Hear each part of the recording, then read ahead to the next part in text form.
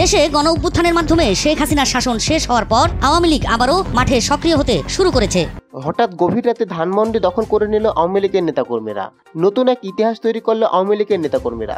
আওয়ামী লীগ যে কতটা শক্তিশালী তা গতকাল রাতে হারে হারে টের পেয়েছে জনগণ। যারা এতদিন বলেছিলেন আওয়ামী লীগ দুর্বল হয়ে পড়েছে, আওয়ামী লীগ আর উঠে দাঁড়াতে পারবে না, তাদের চোখে এখন নজর পড়েছে। গতকাল ধানমন্ডিতে আওয়ামী লীগের মিছিল দেখে তারাও অবাক হয়ে গিয়েছে।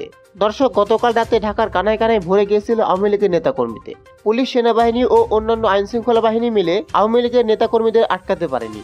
আওয়ামী লীগের নেতাকর্মীদের স্লোগান ছিল শেখ হাসিনা ফিরে আসবে খুব দ্রুত এবং শেখ হাসিনা ফিরবে বীরের দেশে। তার সাথে নেতাকর্মীদের মুখে স্লোগান ছিল ইউনূস হটাও দেশ বাঁচাও। যারা মনে করেছিলেন আওয়ামী লীগ দুর্বল হয়ে পড়েছে, গতকাল ধানমন্ডিতে আবারও প্রমাণ করলো আওয়ামী লীগ দুর্বল হয়ে পড়ে যাওয়ার মতন দল নয়। আওয়ামী লীগের নেতাকর্মীরা বলছে খুব শীঘ্রই দেশে ফিরে আসবেন শেখ হাসিনা। আর আওয়ামী লীগ নেতাকর্মীরা বারবার বলেছিলেন ইউনূস হটাও দেশ বাঁচাও। ইউনূস ক্ষমতায় থাকলে আমাদের দেশ খুব দ্রুত ধ্বংস হয়ে যাবে। সমন্বয়ক ও উপদেষ্টারা মিলে দেশের টাকা লুট করে দেশ থেকে পালিয়ে যাবার মতন ষড়যন্ত্র করছে বলে দাবি করেছেন আওয়ামী লীগের নেতাকর্মীরা। ধানমন্ডিতে আওয়ামী লীগের শোডাউন দেখে রাতের ঘুম হারাম হয়ে গেছে সমন্বয়কদের। আর নেতাকর্মীরা বলেন বাংলাদেশে নতুন একটি দল তৈরি হয়েছে, এনসিপি দল। যে এনসিপি দল ইউনূসের সাহায্য ছাড়া মাঠে এক মিনিটও টিকতে পারে না। আর তারা ভেবেছিল আওয়ামী লীগ দলকে বাংলার মাটি থেকে একদম মিশিয়ে দিবে। আমরা তাদেরকে বলতে চাই আওয়ামী লীগ দলকে কখনো বাংলার মাটি থেকে মিশিয়ে দেওয়া সম্ভব নয়।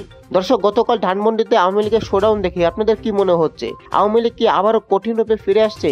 আপনাদের মূল্যবান মতামতটি অবশ্যই আপনারা ভিডিওর কমেন্ট বক্সে কমেন্ট করে আমাদেরকে জানিয়ে দিবেন। দর্শক, এতক্ষণ আমাদের সঙ্গে থাকার জন্য আপনাকে জানাচ্ছি বিশেষ ধন্যবাদ।